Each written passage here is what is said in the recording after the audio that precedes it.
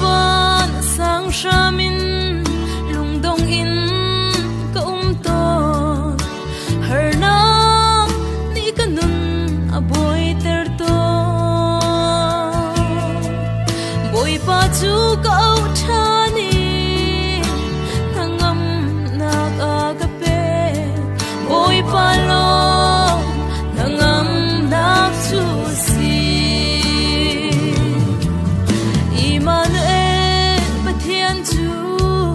kan sina ong zung zan thin phang in hoi do ti la u lung ra thei na ton chan le har na tam chana boy pa chu som lo an bong kong lai boy pa chu na chin long di la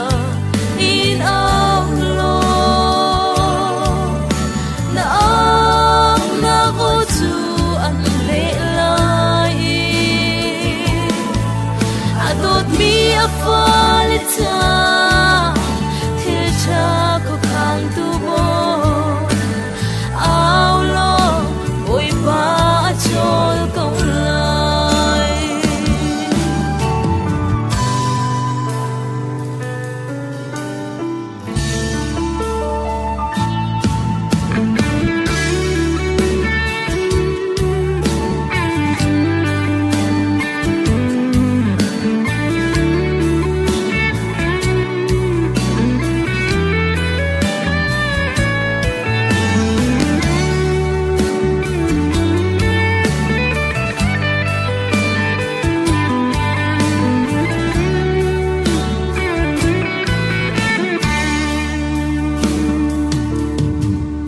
Mito bar te mu zong ni boy Giêsu tu ao mu chan ta du boy pa ti ao ga go chu thei dam nak chu a pe gi boy pa chu ao tu sin ai phuang to